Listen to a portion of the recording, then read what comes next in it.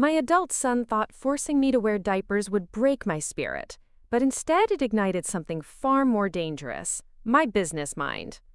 What started as his cruel attempt to control me ended with him losing everything he thought he owned, while I built an empire he never saw coming. Before we jump back in, tell us where you're tuning in from, and if this story touches you, make sure you're subscribed, because tomorrow, I've saved something extra special for you. My name is Dorothy Wilson, though everyone calls me Dot, and at 68 years old, I thought I'd seen every shade of human cruelty. I was wrong. Living in my modest ranch home on Maple Street in Lakewood, Colorado, with the Rocky Mountains painting my kitchen window each morning, I believed I had earned the right to age with dignity. The house wasn't much to look at from the outside, just another beige suburban home with a small front lawn and a detached garage, but it was mine. Every mortgage payment for 32 years, every repair, every improvement had come from my hands, my work, my determination. I had been a seamstress for most of my adult life, running a small alteration shop downtown until arthritis forced me to close 5 years ago. My fingers, once nimble enough to thread the finest needles and create invisible hems, had grown stiff and unreliable. The pain came in waves, some days manageable, others forcing me to rest with my hands soaked in warm water and Epsom salts. But my mind remained sharp, my independence intact, and my bank account carefully managed from decades of frugal living and smart investing. The trouble began when Michael moved back home. My 43-year-old son had always been what people politely called between opportunities. His latest setback was a failed restaurant venture that left him bankrupt and bitter. When he showed up at my door with 2 suitcases and a story about needing just a few months to get back on his feet, I opened my home without hesitation. He was my only child, the baby I had raised alone after his father walked out when Michael was 7. Despite his failures, despite the borrowed money never repaid and the promises never kept, he was still my son. At first, his presence felt like a gift. The house had been too quiet since I stopped working, too empty with just my own footsteps echoing through the rooms. Michael cooked dinner twice a week, helped with grocery shopping, and even fixed the leaky faucet in the guest bathroom that had been dripping for months. He set up his laptop on my dining room table and spent hours on phone calls about potential job opportunities. Everything seemed normal, almost pleasant. But slowly, subtly, things began to shift. Michael started commenting on my daily routines with increasing frequency. When I forgot to turn off the coffee maker one morning, he sighed dramatically and mentioned how dangerous it was for elderly people to be forgetful with appliances. When I stumbled slightly getting out of the bathtub, he launched into a lecture about fall risks and bathroom safety. Each incident, minor as it was, became evidence in a case I didn't realize he was building against my competence. The comments escalated into suggestions. He thought I should consider getting a medical alert bracelet just in case. He wondered aloud whether I should still be driving, especially at night. He researched home health aids and left printed articles about senior safety on my kitchen counter. Every conversation became an opportunity for him to catalog my limitations, real or imagined, and propose solutions that seemed designed more to restrict than protect. I began to notice other changes too. Michael had started answering my phone, screening my calls with an apologetic tone, as he explained to friends that I was, quote, having some challenges and might not be up for visitors. He reorganized my medication cabinet, insisting on doling out my arthritis pills and blood pressure medication daily, claiming he was worried I might accidentally double dose. When I protested that I had been managing my own medications perfectly well for decades, he reminded me of the coffee maker incident and asked if I was really sure about my memory. The transformation from helpful son to controlling guardian happened so gradually that I almost didn't recognize it until it was too late. Preparing and narrating this story took us a lot of time, so if you are enjoying it, subscribe to our channel. It means a lot to us. Now, back to the story. Michael had a way of presenting his interventions as loving concern, his restrictions as necessary precautions. When I pushed back, he had examples ready, evidence of my declining capabilities that made my protests sound like denial rather than legitimate anger. He was methodical, patient, and utterly convinced of his own righteousness. The worst part was how he made me doubt myself. When you hear daily commentary about your forgetfulness, your unsteadiness, your potential for accidents, you start to question things you once took for granted. I found myself moving more cautiously, second-guessing decisions I had made confidently for decades. The erosion of self-trust was almost worse than the loss of freedom, because it came from within. Michael didn't have to take my independence away if he could convince me to surrender it willingly. 3 months after he moved in, Michael announced that he had scheduled an appointment with Dr. Patricia Hayes, my longtime physician, for what he called a, quote, comprehensive wellness check. He explained that he was concerned about my overall health and wanted professional guidance on how to keep me safe and comfortable at home. The appointment was framed as a precaution, a responsible step that any caring son would take for an aging parent. Dr. Hayes had been my doctor for over 15 years, a competent woman in her 50s who had always treated me with respect and honesty. When we arrived at Mountain View Medical Clinic, Michael accompanied me into the examination room, something that immediately felt wrong. I had always seen Dr. Hayes alone, discussing my health privately, making my own decisions about treatment and care. His presence changed the dynamic entirely. During the appointment, Michael dominated the conversation. He cataloged incidents I had barely remembered, described concerns I had never expressed, and painted a picture of a woman far more fragile and confused than I recognized as myself. He mentioned the coffee maker, the bathroom stumble, a few occasions when I had seemed disoriented or forgetful. Each example was presented with the gravity of a major medical emergency, evidence of cognitive decline that required immediate intervention.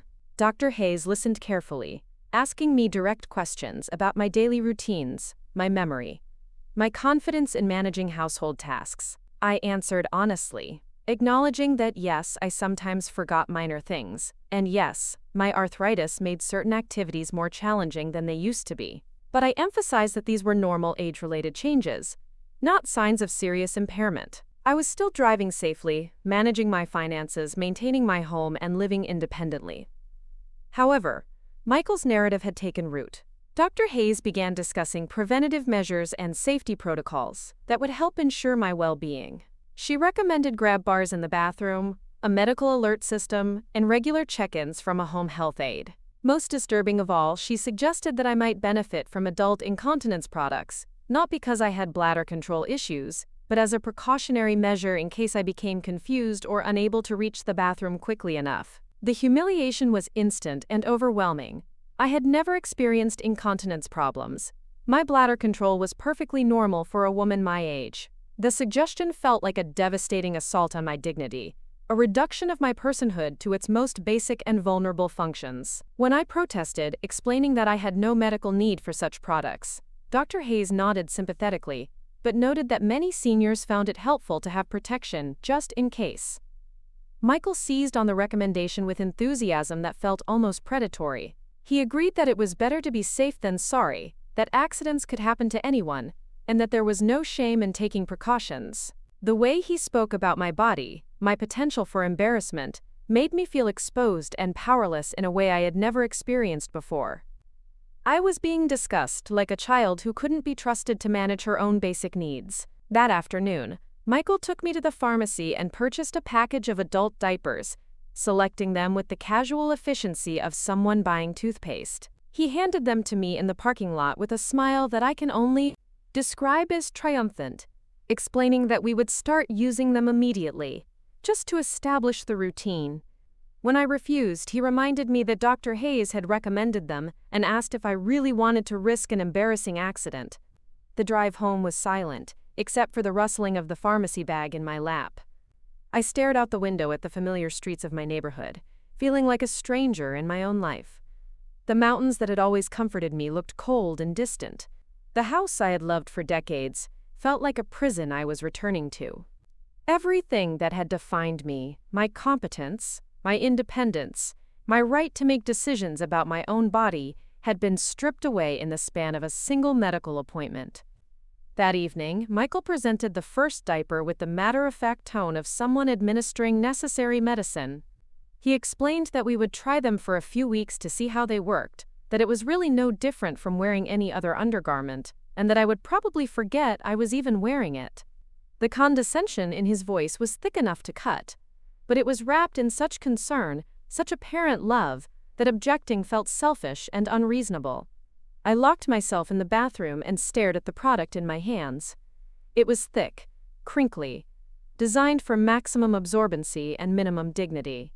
The packaging featured smiling seniors, engaging in normal activities, as if wearing diapers was just another lifestyle choice rather than a medical necessity. I understood in that moment that this wasn't about my health or safety. This was about control, about reducing me to a state of dependence that would justify any future restrictions Michael might want to impose. But I put it on. I put it on because I was tired of fighting, because the alternative seemed worse, because I didn't yet understand that surrender would only invite more demands. The diaper felt bulky and foreign against my skin, a constant reminder of my supposed incompetence. Every step produced a faint crackling sound that seemed to announce my humiliation to the world. I avoided mirrors, avoided thinking about what I looked like, avoided acknowledging what I had become. That night, I lay in bed listening to Michael move around the house with the confidence of someone who had won an important victory. I heard him on the phone with someone, though I couldn't make out the words. His voice carried the satisfied tone of someone reporting successful progress, someone who had accomplished exactly what he set out to do. I realized then that this had been planned, that the medical appointment and its humiliating outcome were not responses to my declining health, but steps in a larger strategy I was only beginning to understand. The diapers were just the beginning. Over the following weeks, Michael introduced additional restrictions and interventions, each one justified by my supposed frailty and need for protection. He hired Janet, a nursing aide who came twice a week to check on me, though her visits felt more like inspections than assistance. She took my blood pressure, asked probing questions about my daily activities, and filed reports that Michael reviewed with obvious satisfaction. My driving privileges were the next casualty. After a perfectly routine trip to the grocery store, Michael announced that he had been thinking about my safety behind the wheel. He had researched accident statistics for seniors, consulted with Dr. Hayes about reaction times and medication effects, and concluded that it would be irresponsible to let me continue driving. When I pointed out that I had never had an accident, never received a ticket, and drove only familiar routes in good weather, he countered with statistics and hypothetical scenarios that made my protests sound reckless and selfish. The car keys disappeared from my purse the next morning. Michael explained that he would handle all my transportation needs, that it was actually more convenient this way since he was unemployed and available to drive me anywhere I wanted to go. Of course, where I wanted to go and where he was willing to take me turned out to be very different things. Medical appointments were priority, grocery shopping was scheduled for his convenience, and social visits were discouraged as potentially overstimulating for someone in my condition. My social circle, already small, began to shrink further. Friends who called were told I was resting or having a difficult day. Invitations were declined on my behalf because Michael felt the activities might be too demanding. When my neighbor Linda stopped by for our weekly coffee, Michael intercepted her at the door and explained that I was having some health challenges and wasn't really up for company. The isolation was systematic and thorough, cutting me off from anyone who might question the narrative of decline and dependency that Michael was so carefully constructing. Financial control came next, wrapped in the same language of protection and concern that had justified everything else. Michael pointed out that managing money could be confusing for seniors, that online banking was particularly risky for people who might be vulnerable to scams or make mistakes with electronic transactions. He offered to help by taking over my bills and accounts, ensuring that everything was paid on time and properly managed. I resisted this more forcefully than I had the diapers or the driving restrictions. My money represented the last vestige of my independence, the result of decades of careful saving and smart investing. I had managed my finances successfully for my entire adult life, building a comfortable retirement fund and maintaining excellent credit. The suggestion that I was suddenly incompetent to handle my own money felt like the final insult in a series of devastating blows to my autonomy. But Michael was persistent and strategic. He enlisted Dr. Hayes, who noted that financial confusion was often an early sign of cognitive decline and that many families found it helpful to have younger relatives assist with money management. He brought printed articles about elder financial abuse, pointing out that I was exactly the demographic that scammers targeted most aggressively. He even suggested that my resistance to help was itself evidence of the kind of poor judgment that made oversight necessary. The breakthrough came when I made a minor error balancing my checkbook, transposing two numbers in a way that threw off my calculations by $60. It was the kind of simple mistake that anyone might make, easily corrected once identified. But Michael treated it like evidence of serious cognitive impairment, a dangerous sign that I could no longer be trusted with financial responsibilities. He called Dr. Hayes, scheduled an emergency appointment, and presented the math error as proof that his concerns about my competence were justified. Within a month, Michael had power of attorney over my finances. The legal process was surprisingly simple, requiring only a brief meeting with an attorney who seemed more interested in processing paperwork efficiently than in ensuring I understood what I was signing away. Michael handled all the arrangements, explaining that it was really just a formality, a way to make sure my money was protected and my bills were paid reliably. But once he had legal control, the true scope of his intentions became clear. Michael didn't just manage my accounts, he restricted my access to them.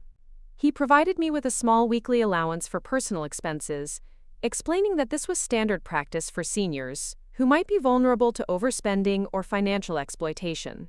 My credit cards were canceled for my own protection. My investment accounts were reorganized according to his preferences. My financial independence, built over decades of hard work and careful planning, was reduced to $20 a week and whatever purchases Michael deemed appropriate. The humiliation was total and devastating. I had been transformed from a competent adult into a dependent child, requiring permission for even the smallest expenditures. When I wanted to buy a book or a magazine, I had to ask Michael for money and justify the purchase. When I needed new clothes or personal items, he accompanied me to the store and supervised my selections. Every transaction became an opportunity for him to demonstrate his control and my powerlessness. The diapers, meanwhile, had become a daily reality that I could no longer ignore or rationalize. Despite having no medical need for them, despite maintaining normal bladder control, I was required to wear them constantly as a precautionary measure. Michael checked regularly to ensure compliance, treating my body like a problem to be managed, rather than something that belonged to me. The physical discomfort was minor compared to the psychological impact of having my most basic dignities stripped away and regulated by someone else. But something was happening beneath the surface of my apparent submission, something Michael was too arrogant and too self-satisfied to notice. The systematic destruction of my independence had awakened something in me that had been dormant for years, something that grew stronger with each new humiliation, each fresh restriction. It wasn't anger, exactly, though anger was part of it. It was something colder and more calculating, something that began to plan and plot while Michael celebrated his victories. I started paying attention in ways I hadn't before. I listened to his phone calls when he thought I was napping. I observed his daily routines, his habits, his weaknesses. I began to understand that his control over me was not just cruel but also illegal, in ways that could be documented and proven. More importantly, I began to remember who I had been before he convinced me I was helpless, and I started to imagine who I might become once I found a way to fight back. The woman who had built a successful business from nothing, who had raised a child alone, who had survived decades of challenges and setbacks, was still there underneath the diapers and the restrictions and the manufactured helplessness. She was quiet, she was patient, and she was getting ready to remind everyone, especially Michael, exactly what she was capable of when pushed too far. The moment of decision came on a Tuesday morning in October, when the aspen leaves outside my kitchen window had turned the color of old gold, and the first frost had painted delicate patterns on the glass.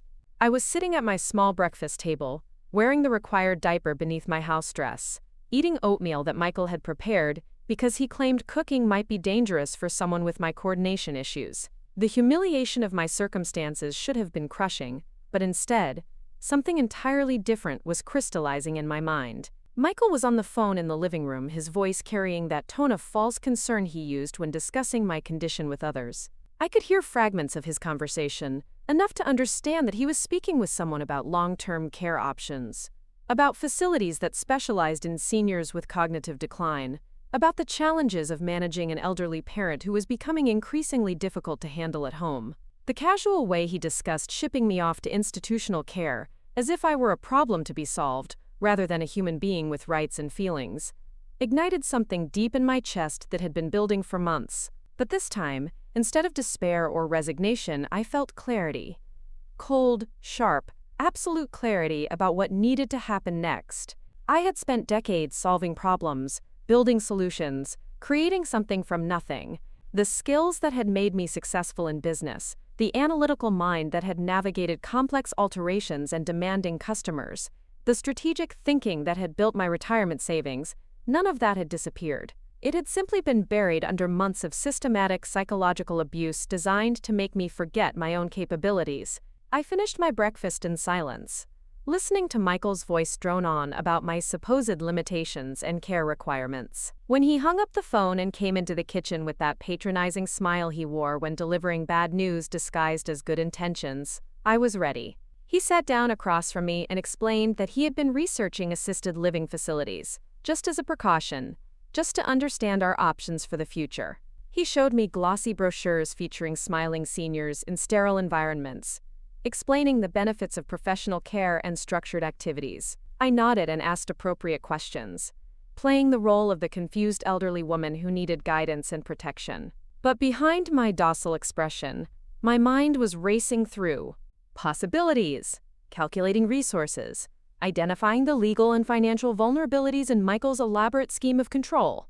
Every restriction he had imposed, every humiliation he had inflicted, every lie he had told to medical professionals and legal authorities was being cataloged and analyzed for potential use against him. The first step was information gathering.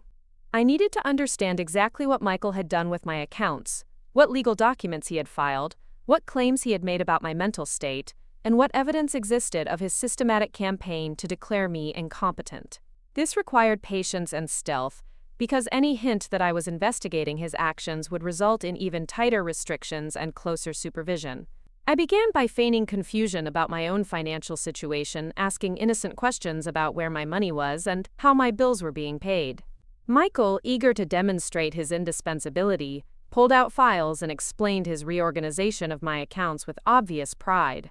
He showed me how he had consolidated my investments, how he had streamlined my banking, how he had taken over all my financial responsibilities to protect me from my own poor judgment.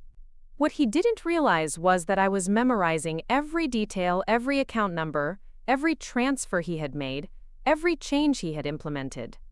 My supposed confusion gave me cover to ask for repeated explanations, to request that he show me the same documents multiple times, to slowly build a complete picture of what he had done with my money.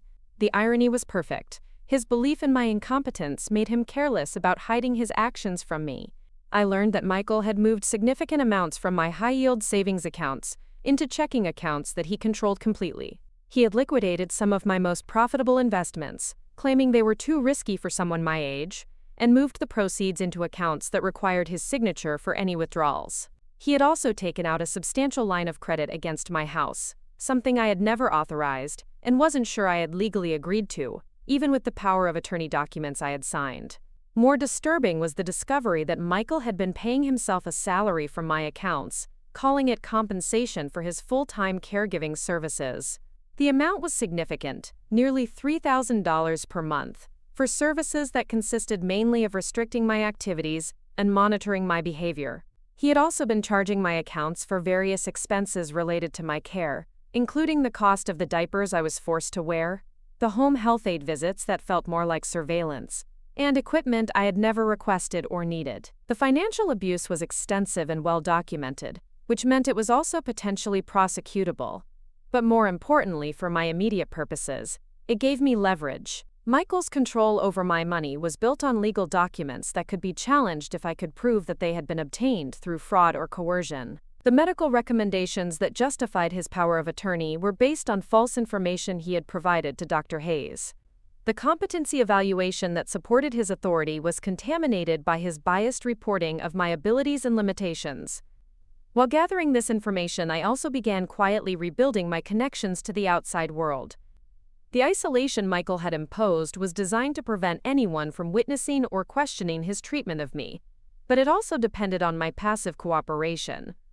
When friends called and he intercepted the conversations, I started signaling that something was wrong through subtle cues that wouldn't alarm him but might prompt further inquiry.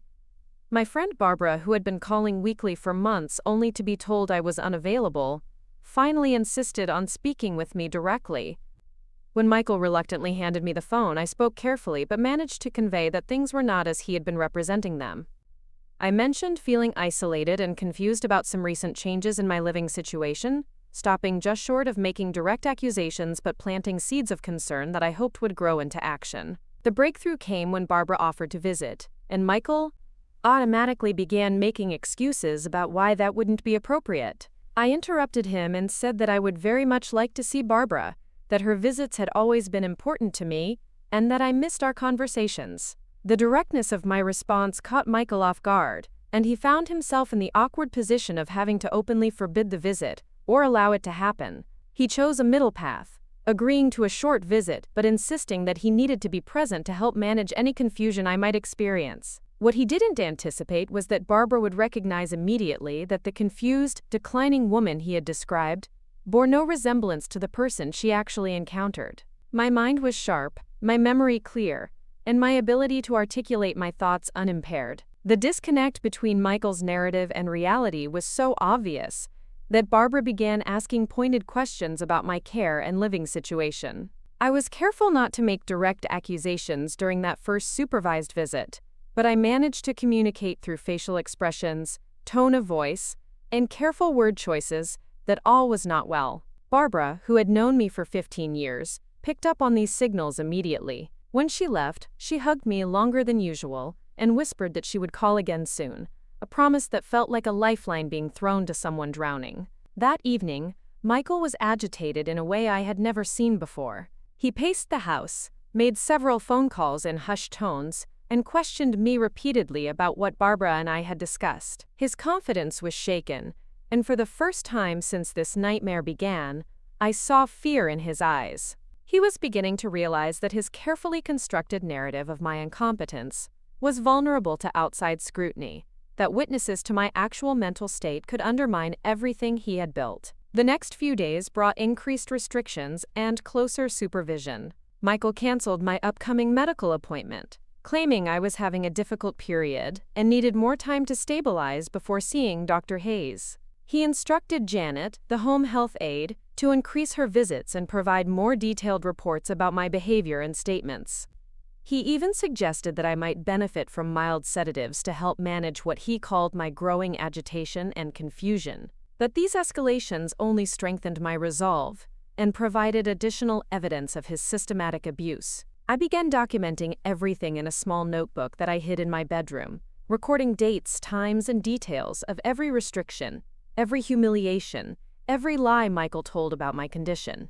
I wrote down the exact amounts he had taken from my accounts, the medical claims he had made without basis, the ways he had isolated me from friends and support systems. Most importantly, I started researching my legal options. The public library had always been one of my favorite places, and Michael's restrictions on my movements had eliminated my regular visits there. But I remembered that the library offered computer access and legal databases, resources that could help me understand my rights and identify potential remedies for what had been done to me. The challenge was getting there without Michael's knowledge or supervision. He had taken my car keys and controlled my transportation completely, making any independent movement almost impossible. But I remembered that the library was only 6 blocks from my house, a distance I could walk if I could find a way to leave without being detected. The opportunity came on a Thursday afternoon when Michael had a job interview, his first in months. He was excited and nervous, spending extra time on his appearance and repeatedly reviewing his talking points.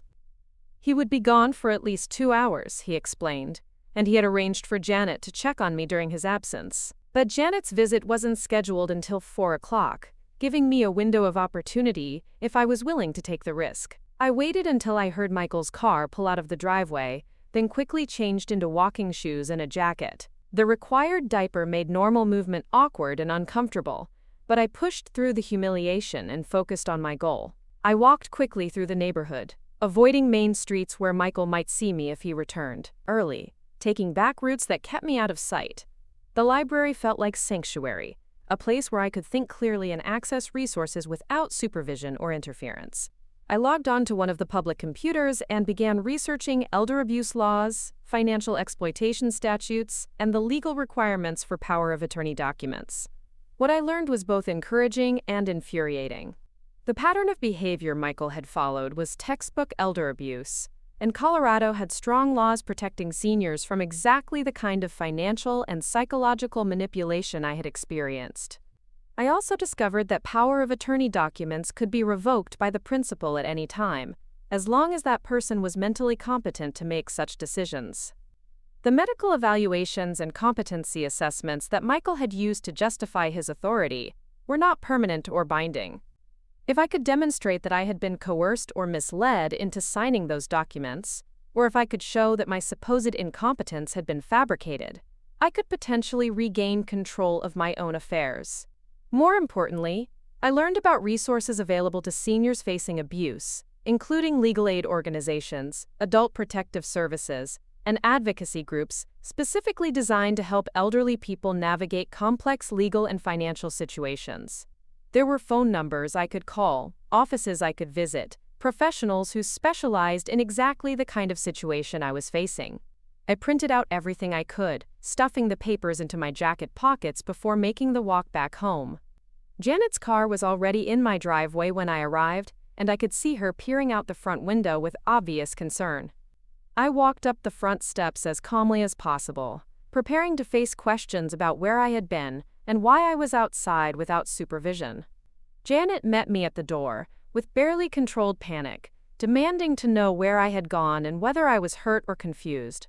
I explained that I had simply taken a walk around the neighborhood, something I had done regularly for years, before Michael's restrictions began.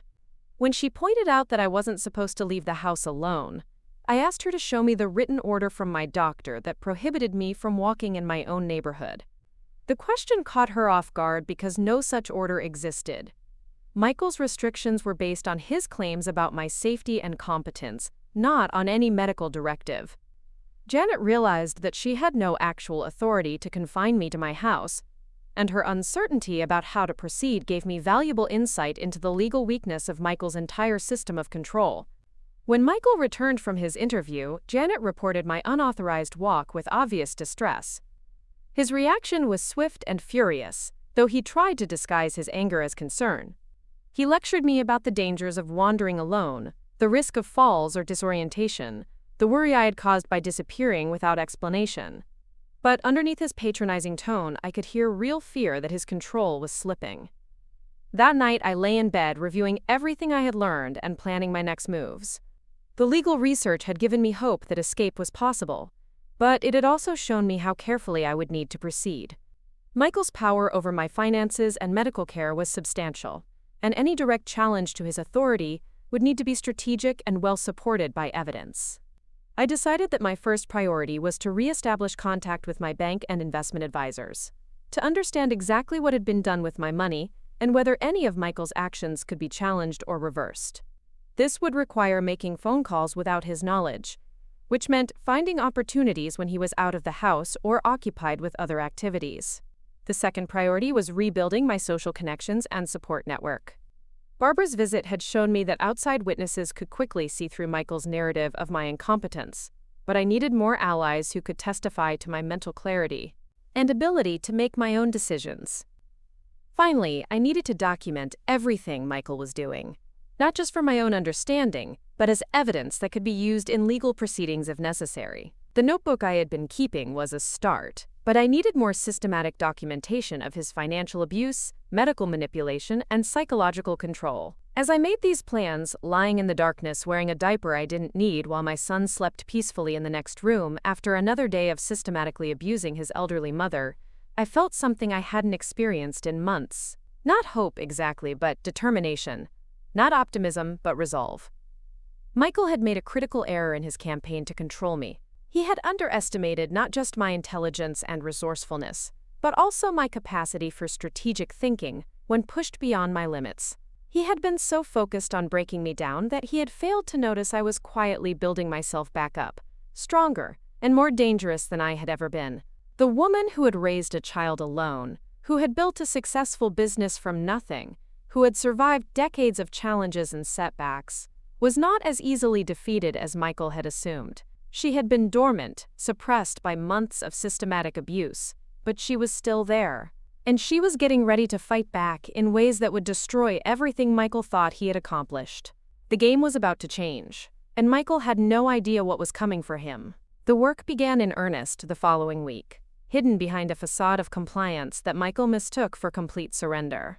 Every morning I performed the ritual of defeated old age that he expected, shuffling to the kitchen in my slippers, accepting the diaper change with apparent resignation, eating the breakfast he prepared, while nodding along to his lectures about medication schedules and safety precautions. But beneath this performance, my mind was operating with a precision and focus I hadn't felt in years.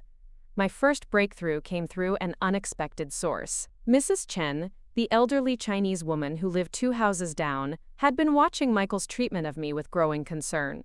She was 81 years old, a retired mathematics professor who still tutored high school students from her living room. Unlike my other neighbors, she had lived through enough history to recognize the signs of systematic oppression when she saw them. Mrs. Chen approached me during one of my rare supervised outings to check the mailbox, speaking in rapid Mandarin that Michael couldn't understand. What he didn't know was that I had taken Chinese language classes at the community college for 3 years before he moved in, part of my effort to keep my mind sharp during retirement. My conversational skills were basic but functional enough to understand when Mrs. Chen whispered that she knew what was happening and wanted to help. Over the next several days, Mrs. Chen and I developed a simple communication system. She would walk her small dog past my house twice daily, and if I was visible at the window, I could signal whether I needed assistance using hand gestures that appeared to be simple waves but actually conveyed specific messages. A wave with my right hand meant I was okay. A wave with my left hand meant I needed help. Touching my face while waving meant I needed her to call someone on my behalf. The system gave me my first real connection to the outside world that Michael couldn't monitor or control. Through Mrs. Chen, I was able to send messages to Barbara asking her to research elder abuse attorneys.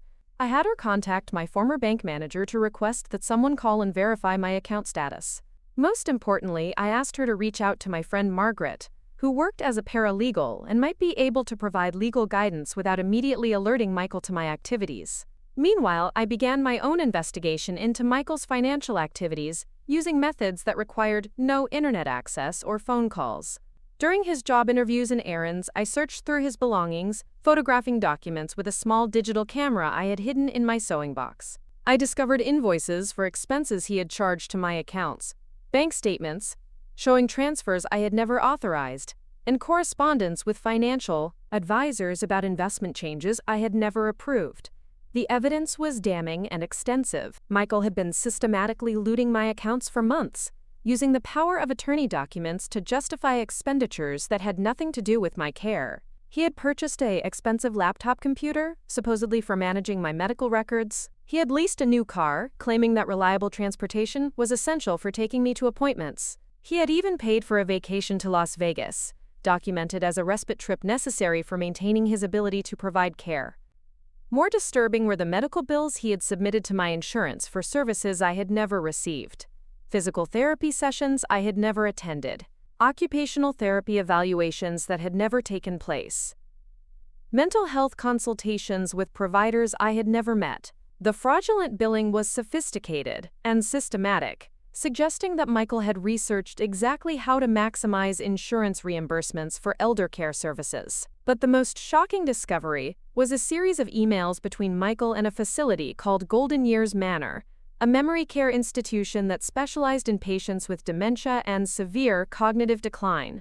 The correspondence revealed that Michael had been negotiating my placement there, discussing my supposed symptoms and care requirements, and even touring the facility to select an appropriate room. The monthly cost was nearly $8,000 to be paid from my accounts for indefinite custodial care. Reading those emails while sitting at my kitchen table, still wearing the humiliating diaper that had become the symbol of my manufactured helplessness, I felt something crystallize inside me that was beyond anger, beyond indignation. It was pure cold rage focused into laser-like determination. Michael wasn't just abusing me. He was planning to warehouse me in an institution while systematically draining my life savings to fund his comfortable lifestyle. The realization that I was facing not just loss of dignity but complete institutionalization accelerated my timeline for action. I couldn't afford to gather evidence indefinitely while Michael moved forward with plans that would make escape infinitely more difficult. Once I was committed to a memory care facility, challenging his authority would become nearly impossible, regardless of how much proof I had of his fraudulent activities. I began reaching out more aggressively through Mrs. Chen's communication network. Margaret, the paralegal, was able to provide crucial information about my legal options without requiring face-to-face meetings that might alert Michael. She confirmed that the power of attorney documents could be revoked if I could demonstrate mental competence and freedom from coercion. She also explained that financial elder abuse was a felony in Colorado, punishable by significant prison time and mandatory restitution of stolen funds. More importantly, Margaret connected me with Sarah Williams, a young attorney who specialized in elder abuse cases and offered free initial consultations to seniors facing financial exploitation. Sarah was willing to meet with me discreetly, away from my home, if I could find a way to attend such a meeting without Michael's knowledge or supervision. The logistics of arranging a secret meeting required careful planning and considerable risk. I needed to leave the house for an extended period without arousing suspicion, communicate with Sarah to arrange the appointment, and ensure that Michael wouldn't discover my absence until after I had secured legal representation and protection. The opportunity came when Michael scheduled a meeting with the director of Golden Years Manor, an appointment he described as a routine information-gathering session but which I knew was actually a final site visit before committing me to the facility. He would be gone for most of the afternoon, he explained, and had arranged for Janet to stay with me during his absence to ensure I didn't become confused or agitated in his absence. What Michael didn't realize was that Janet had grown increasingly uncomfortable with her role in his scheme. During our interactions over the past few weeks, she had begun to notice the disconnect between Michael's descriptions of my mental state and my actual behavior. I was alert, articulate, and clearly capable of managing my own basic needs. The more time she spent with me, the more questions she had about the necessity and appropriateness of the restrictions Michael had imposed. I decided to trust Janet with a carefully edited version of the truth. I explained that I was concerned about some financial irregularities I had noticed, that I wanted to consult with an attorney about protecting my assets, and that I needed her help to attend a brief meeting without alarming Michael unnecessarily. I framed it as a precautionary measure, not an accusation against him, and emphasized that I simply wanted professional advice about estate planning and financial security. Janet agreed to help, partly because she genuinely cared about my welfare, and partly because she was beginning to suspect that something wasn't right about the situation she had been hired to manage. She called Sarah's office and arranged a meeting for that afternoon, agreeing to drive me there and back before Michael returned from his appointment.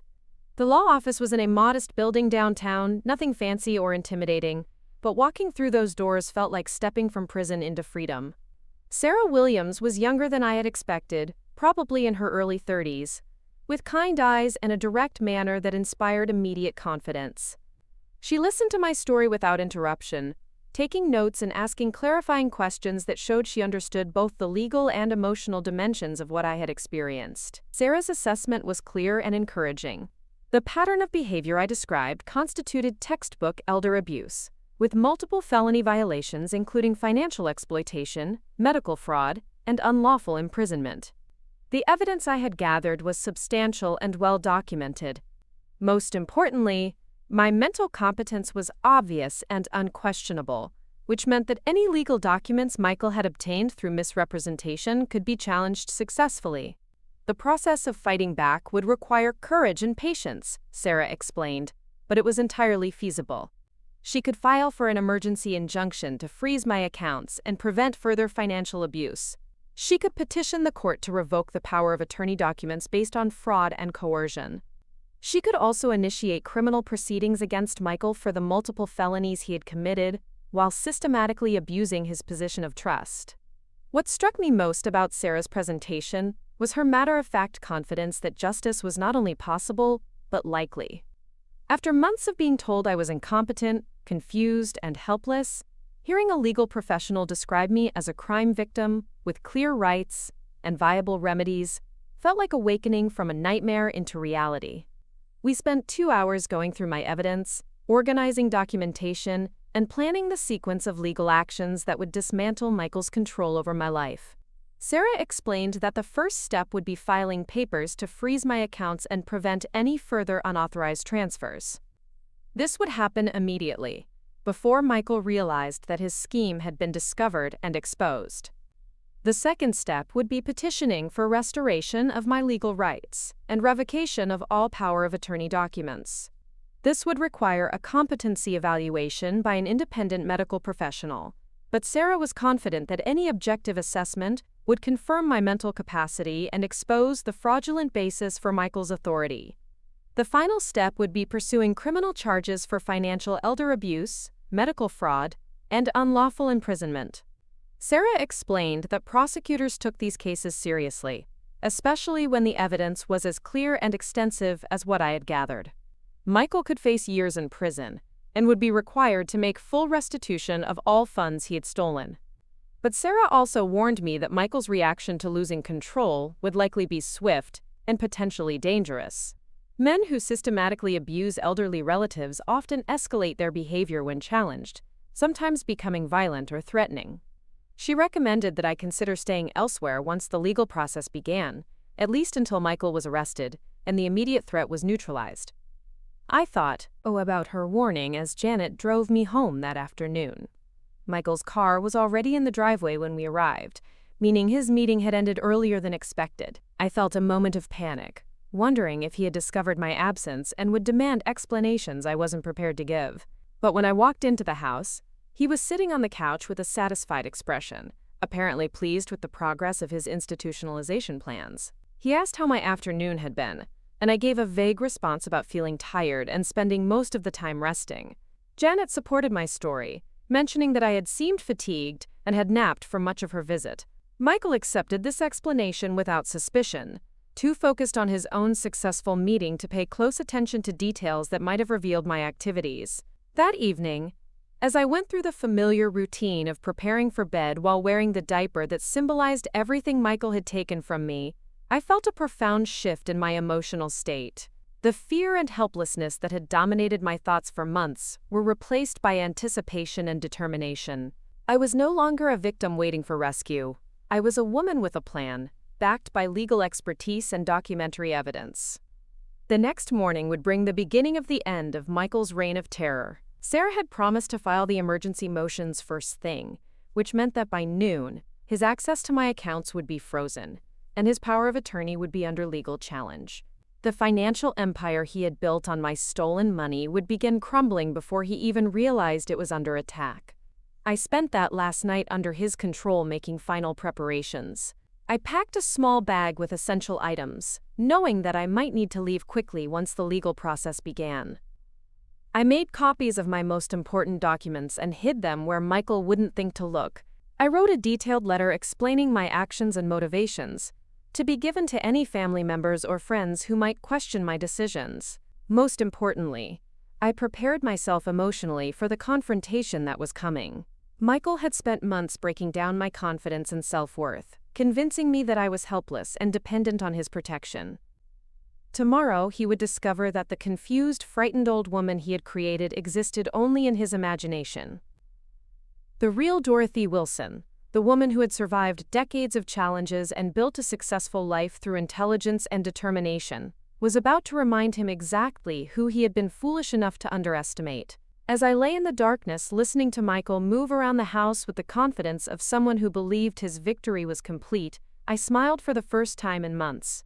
He had no idea that his world was about to collapse around him, that the elaborate structure of lies and manipulation he had constructed was about to be systematically demolished by the very woman he had worked so hard to destroy.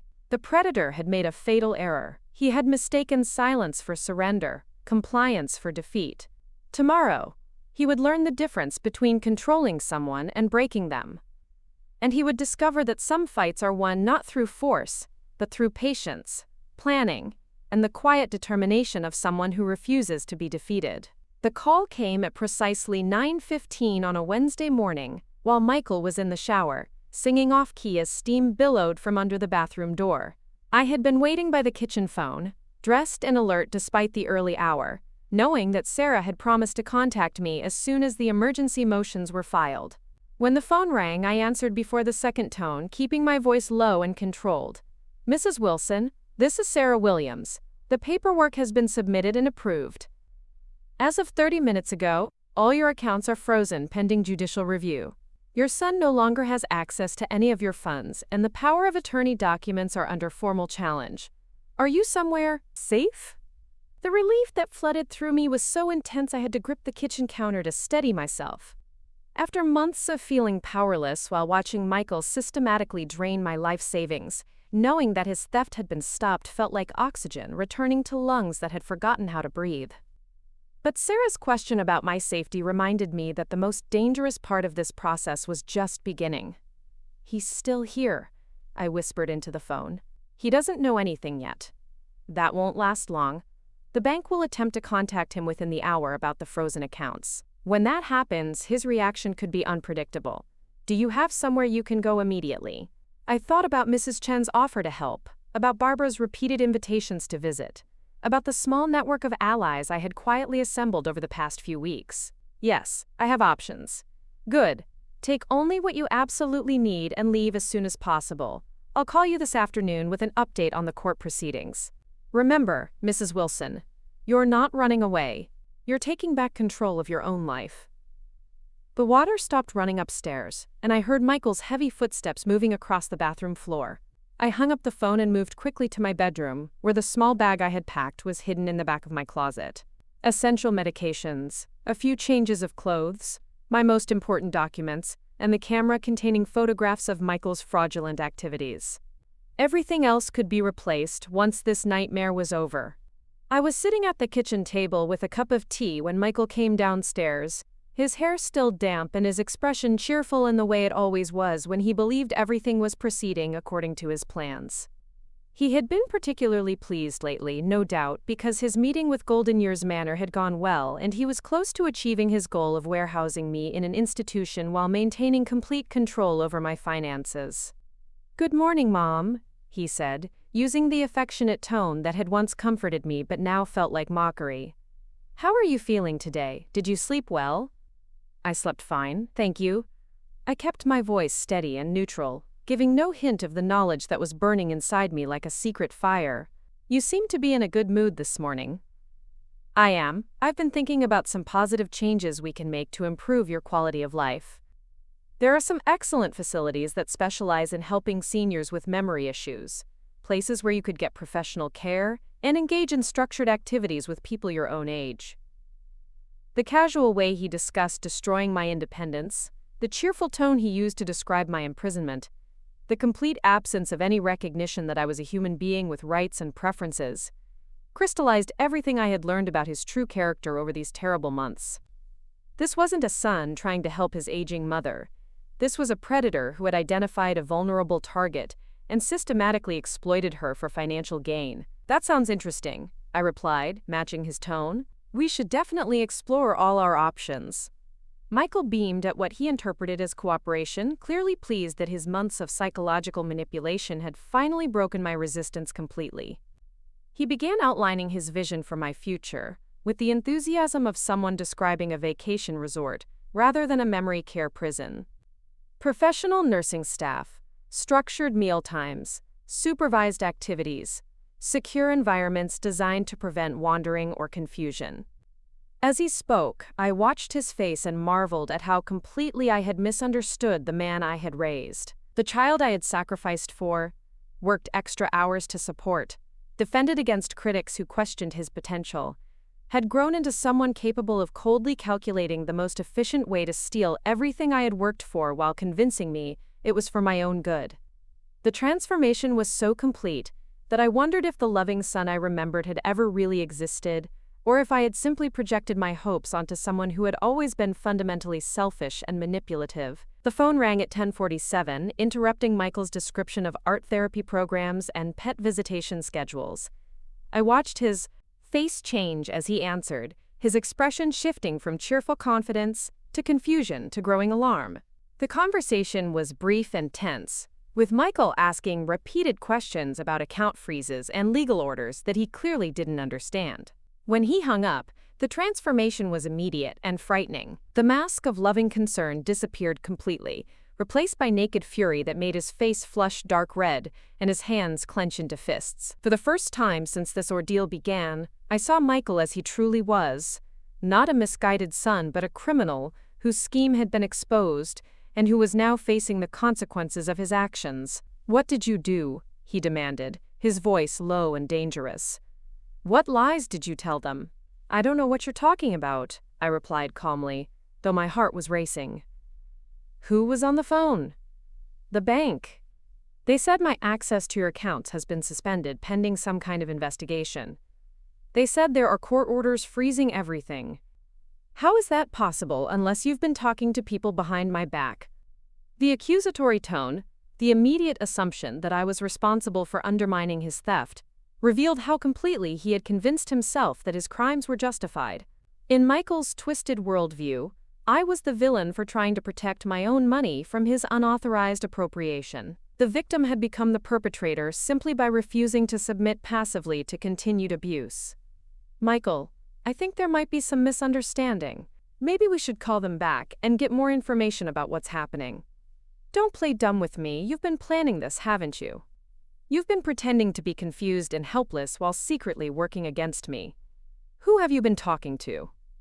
What lies have you been spreading?" The fury in his voice was escalating, and I realized that Sarah's warnings about his potential reaction had been understated rather than alarmist. Michael wasn't just angry about losing access to my money.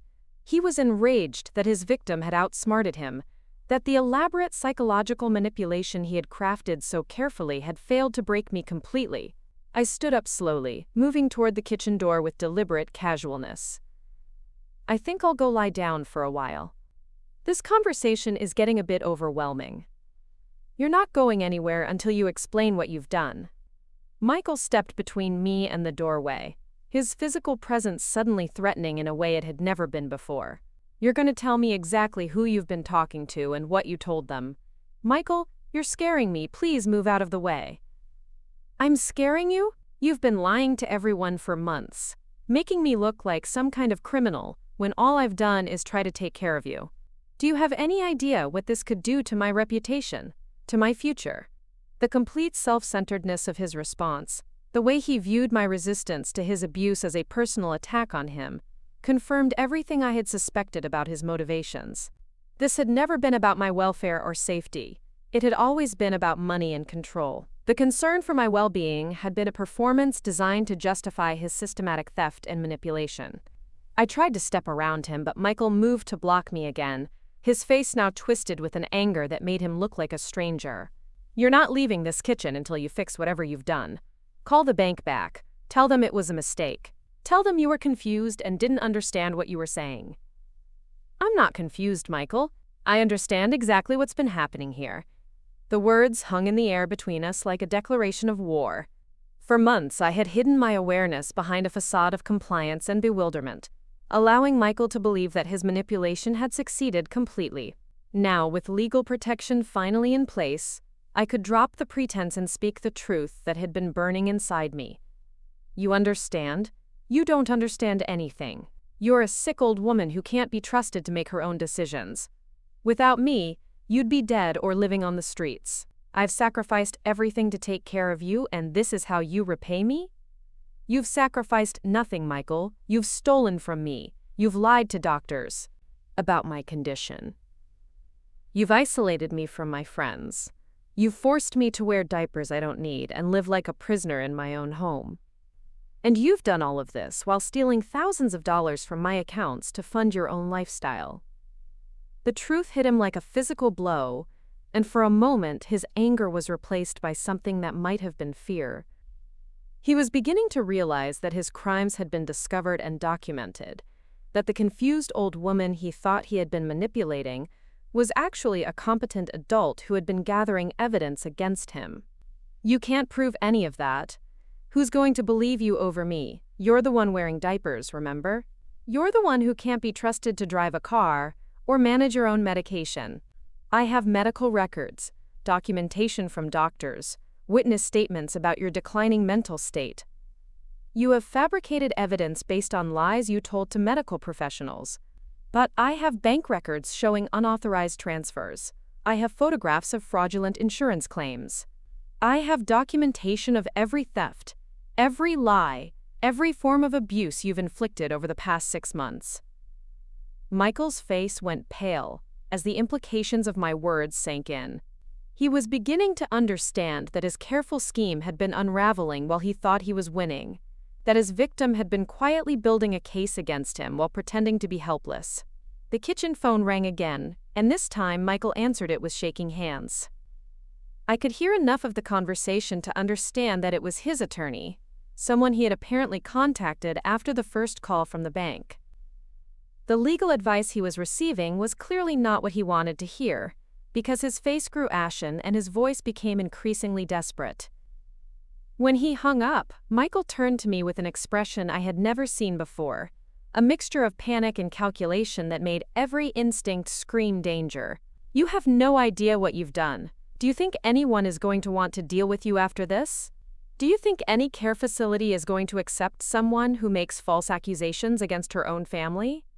"I won't be needing a care facility, Michael. I'll be living in my own home, managing my own affairs, making my own decisions. Just like I was doing perfectly well before you decided to destroy my life for your own financial benefit." The sound of a car pulling into the driveway interrupted our confrontation, and I felt a wave of relief when I recognized Mrs. Chen's old Honda through the kitchen window. She had been watching for signs of trouble, just as we had planned, and had come to provide backup if the situation became dangerous. Michael heard the car door slam and moved to the window, his paranoia now in full bloom. "Who is that? Did you call someone? What other lies have you been spreading around the neighborhood?" "That's Mrs. Chen. She's here to drive me to an appointment." "You're not going anywhere. You're gonna stay here until we figure out how to fix this mess you've created." But I was already moving toward the door, and when Michael reached for my arm to stop me, I spoke with a firmness that surprised us both. "Don't touch me, Michael. Don't you dare lay a hand on me." The authority in my voice stopped him in his tracks, and I realized that something fundamental had shifted between us. For months, he had been the one with power while I cowered and submitted. Now, with legal protection in place and allies waiting outside, the balance had reversed. I was no longer his victim. I was his prosecutor. I walked out of that kitchen with my head high, leaving behind the diapers and the restrictions and the manufactured helplessness that had defined my existence for so long. Mrs. Chen was waiting by her car with the engine running, and as I got into the passenger seat, I looked back at the house that had been my prison for the past 6 months. Michael was standing at the kitchen window, his face a mask of rage and disbelief. He was beginning to understand that his carefully constructed world was collapsing around him, that the woman he had systematically abused had outmaneuvered him completely.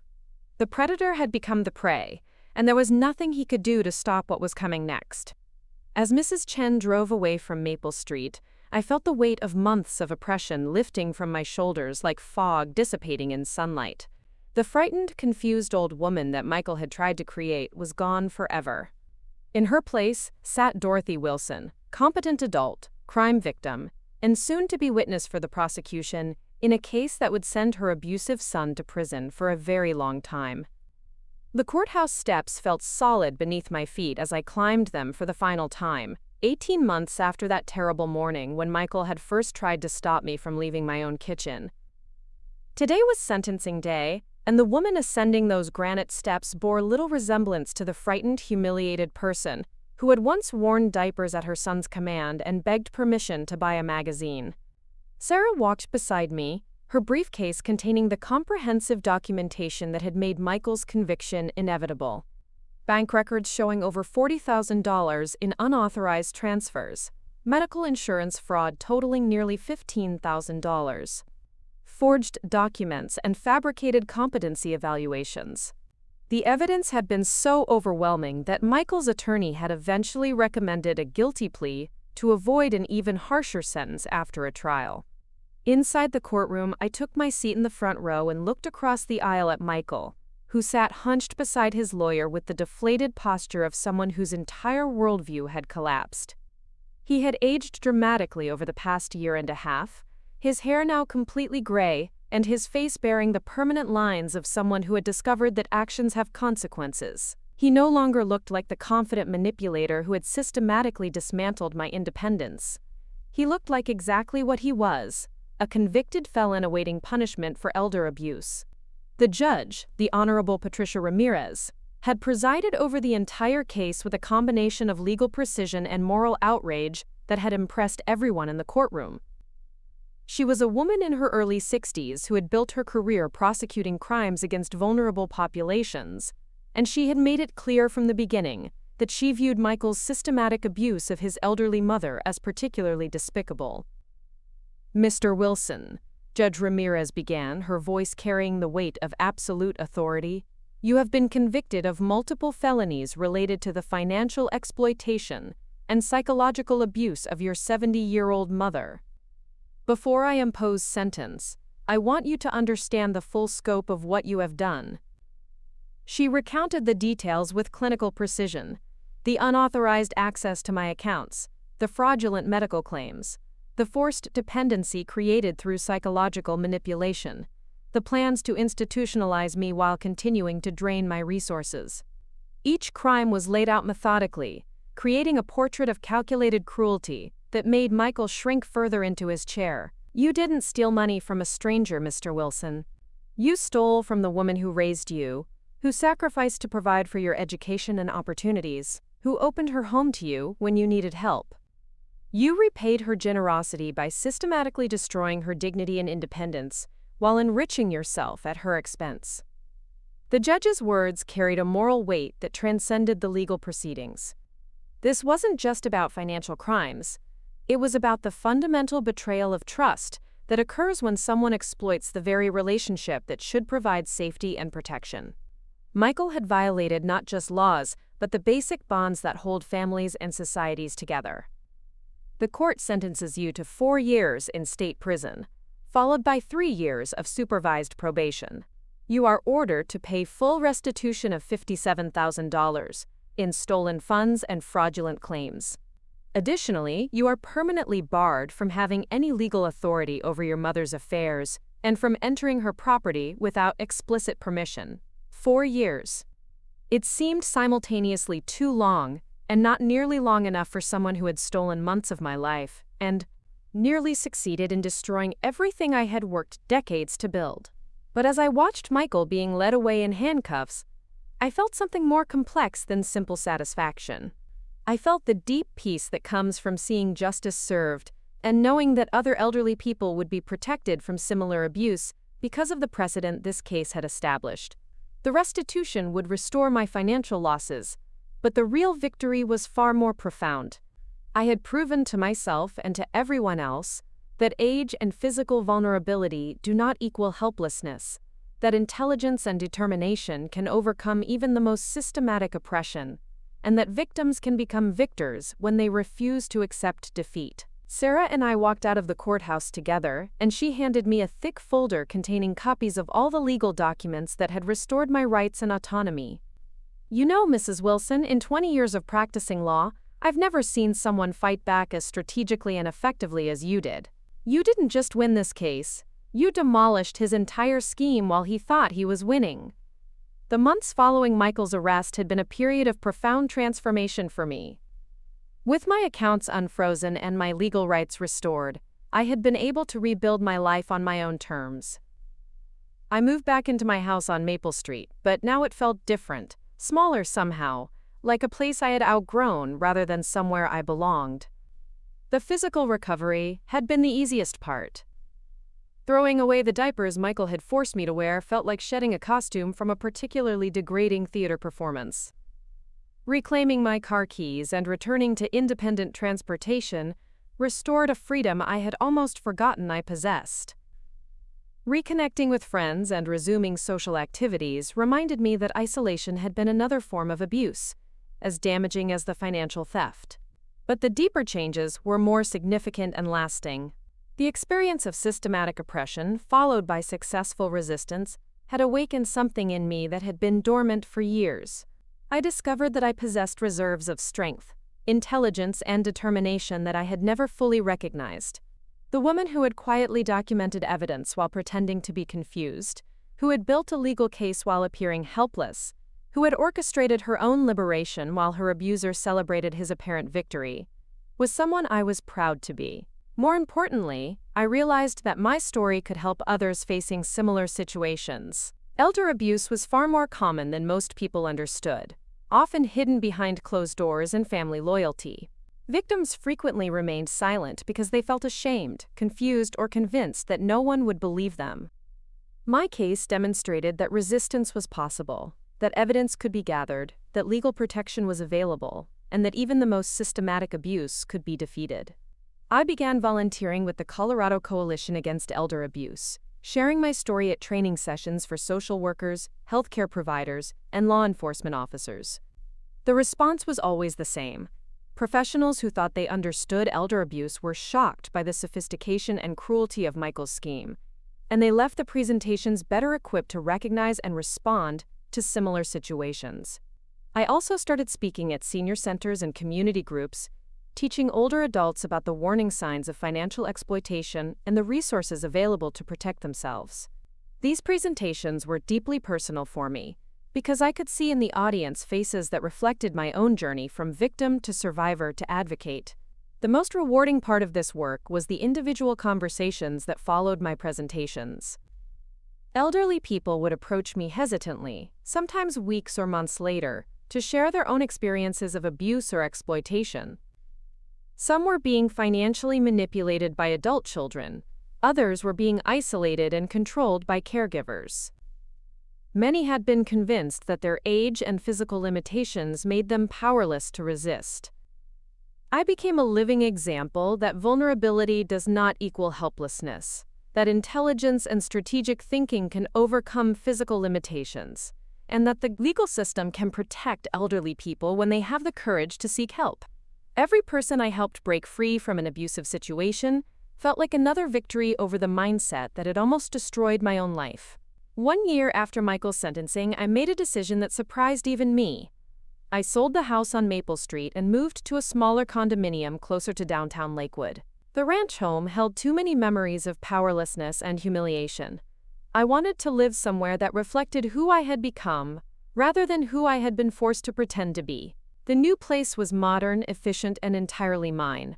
No one else had keys. No one else had access to my accounts. No one else made decisions about my daily routines, my medical care, or my social activities. The independence I had once taken for granted now felt precious and intentional, something I had earned through struggle rather than simply inherited through citizenship. I kept busy with my advocacy work, my volunteering, and the simple pleasure of making my own choices about how to spend my time and money.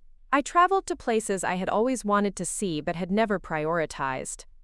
I took classes in subjects that interested me. I deepened friendships that had been neglected during the dark months of Michael's control. Most importantly, I learned to trust myself again. The woman who had been told repeatedly that she was confused, incompetent, and dangerous to herself had rediscovered her own intelligence and capability. I made decisions with confidence, knowing that my judgment was sound and my reasoning clear. The self-doubt that Michael had cultivated so carefully had been replaced by well-earned self-respect. 2 years after his sentencing, I received a letter from Michael in prison. It was filled with apologies and explanations, justifications and promises of future reform. He claimed to have found religion, to have undergone therapy, to have finally understood the damage he had caused. He asked for forgiveness and hinted that he hoped we might rebuild our relationship when he was released. I read the letter once and threw it away. Some bridges, once burned by betrayal, cannot and should not be rebuilt. Michael had chosen to see me as a resource to be exploited rather than a person to be respected. That choice had defined him more clearly than any words of apology ever could. The son I had raised and loved was gone, replaced by someone whose moral compass was so fundamentally broken that trust would never again be possible. Instead of dwelling on the relationship that had been destroyed by his choices, I focused on the new connections I had built through my advocacy work. I had developed friendships with other survivors of elder abuse, relationships grounded in mutual respect, and shared understanding of both vulnerability and strength. These bonds felt more authentic and valuable than the hollow family loyalty that had once made me vulnerable to exploitation. Standing in my new living room on a bright Colorado morning, Looking out at the mountains that had always represented possibility and freedom, I reflected on the journey that had brought me here. The frightened woman who had once submitted to wearing diapers she didn't need seemed like someone from another lifetime, though I knew that strength had always been there, waiting to be rediscovered. Michael had tried to reduce me to nothing more than a source of money and a validation of his own importance. Instead, his abuse had revealed capabilities I never knew I possessed, and had connected me to a community of people working to protect the most vulnerable members of society. His attempt to destroy me had ultimately made me more whole than I had ever been before. The woman looking back at me from the mirror was 70 years old, gray-haired and marked by the passage of time. But she was also strong, independent, and absolutely unbroken. She had fought for her dignity and won. She had demanded justice and received it. She had transformed victimization into advocacy and suffering into strength. That woman was someone I was proud to be. Up next, you've got 2 more standout stories right on your screen. If this one hit the mark, you won't want to pass these up. Just click and check them out.